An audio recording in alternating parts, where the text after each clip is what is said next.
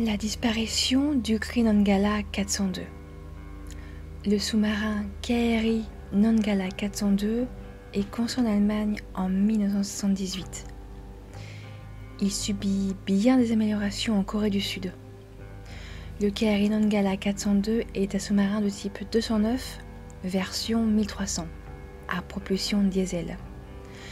Il entre en service actif dès 1981. Le mercredi 21 avril 2021, il était en route avec d'autres navires pour faire quelques exercices de lancement de torpilles en mer de Bali. Le sous-marin plonge pour débuter ses exercices, puis plus de nouvelles. Plus de communication avec la surface. Le sous-marin est de taille moyenne, 60 mètres de longueur, et n'a qu'une petite réserve d'oxygène. Très vite, les recherches débutent. Des navires du monde entier recherchent Nangala ainsi que son équipage. Mais assez vite, le sort du sous-marin et de son équipage est scellé. Et ils ont sombré dans les profondeurs de la mer. Reste une question, qu'est-il arrivé au sous-marin? Pourquoi a-t-il coulé? Bonsoir à toutes et à tous, j'espère que votre week-end s'est bien passé. Je suis Amanti. Et chaque mercredi soir, je vous raconte des histoires de crimes, de disparitions et parfois de faits étranges. Ce soir, je vous raconte l'histoire de la disparition du KRI Nangala 402.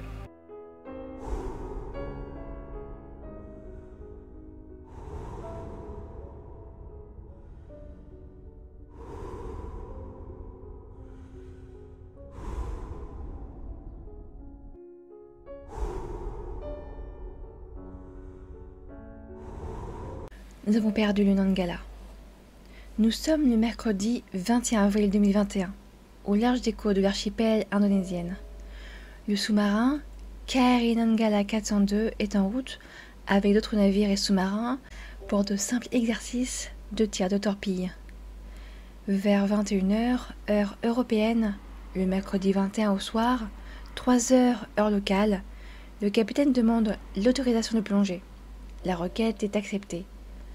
Le sous-marin plonge à 13 mètres de profondeur. Un premier tir de torpille est observé et tout se passe bien. À 3h20, le KRI Nangala est encore visible depuis la surface. À 3h46, le KRI Nangala plonge pour ne plus refaire surface. Rapidement, les autorités s'inquiètent de ne plus avoir de nouvelles, que personne ne réponde. Le sous-marin est perdu quelque part dans la mer de Bali. Adi Tjajanto, chef d'état-major des forces indonésiennes, déclare ne plus avoir de contact avec le sous-marin à 4h30 du matin, soit 1h30 après le début des tirs d'exercice. Le KRI Nangala disparaît à 60 nautiques, soit un peu plus de 111 km de l'île de Bali. Il n'y a plus aucune communication possible avec la surface.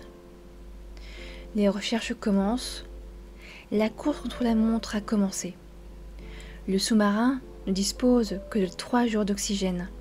Il faut donc faire très vite. La marine indonésienne, Tentara Nasional Indonesia Angkatan Laut, ou TNIAL, envoie un message de détresse au Bureau international de liaison pour aider à l'évacuation et au sauvetage de l'équipage. Il signale également la disparition du KRI Nangala. À cet instant, il y a encore de l'espoir de retrouver les survivants. La TNIAL envoie de son côté des navires de guerre, là où le dernier signalement de la position du sous-marin est connu. Quelques heures plus tard, les inquiétudes se confirment. Une immense nappe d'hydrocarbures est découverte au large de Bali, là où le sous-marin perd contact avec la surface. À 7h du matin, heure locale, les premières recherches à l'aide d'hélicoptères sont effectuées. D'autres pays se joignent aux recherches, sachant très bien que les 53 membres d'équipage ne s'en sont probablement pas sortis. Néanmoins, il faut retrouver l'épave du sous-marin. Jakarta envoie des navires de guerre sur la zone.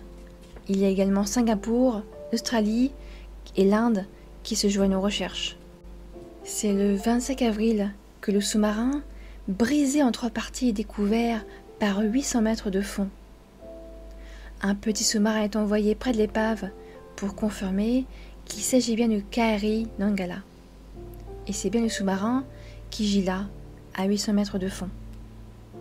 Une ancre ainsi que des combinaisons de sécurité appartenant à l'équipage du sous-marin sont découvertes sur place.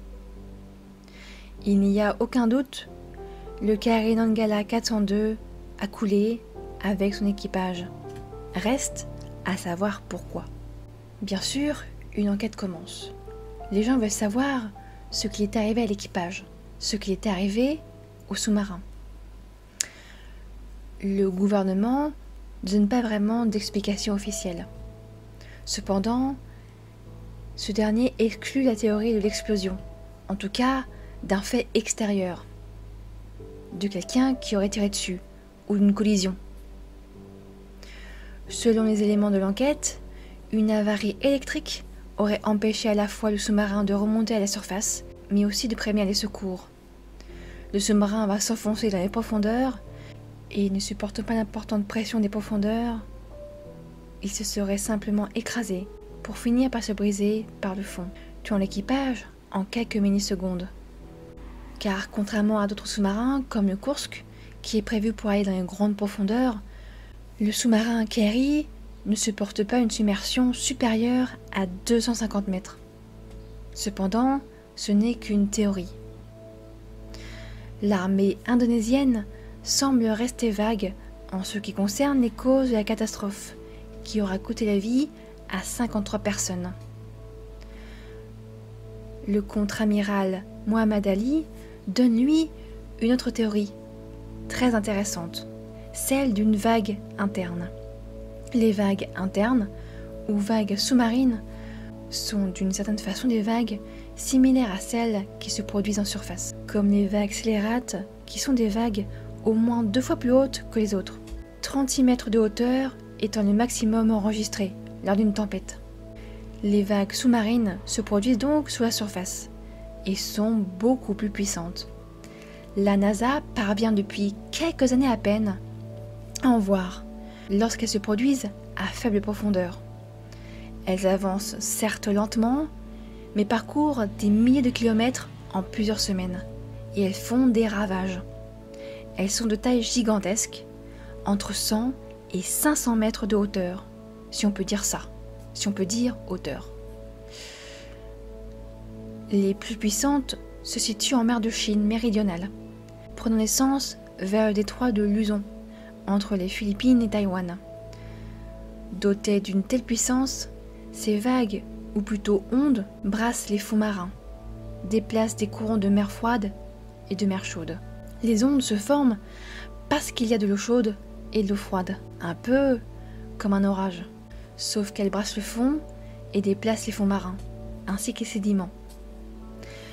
Et le KRI aurait pu être percuté par une d'entre elles. La mer de Bali n'est, entre guillemets, pas très loin, donc c'est tout à fait possible que le KRI Nongala ait été percuté par une onde, par une vague sous-marine.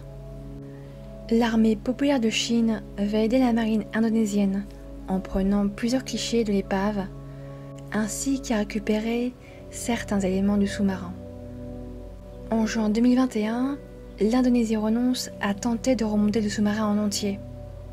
Il est à 800 mètres de profondeur et est en morceaux. L'opération est compliquée et dangereuse. Seuls quelques débris ont été remontés ou sont remontés d'eux-mêmes à la surface. Les 50 membres d'équipage ont la mer de Bali pour sépulture.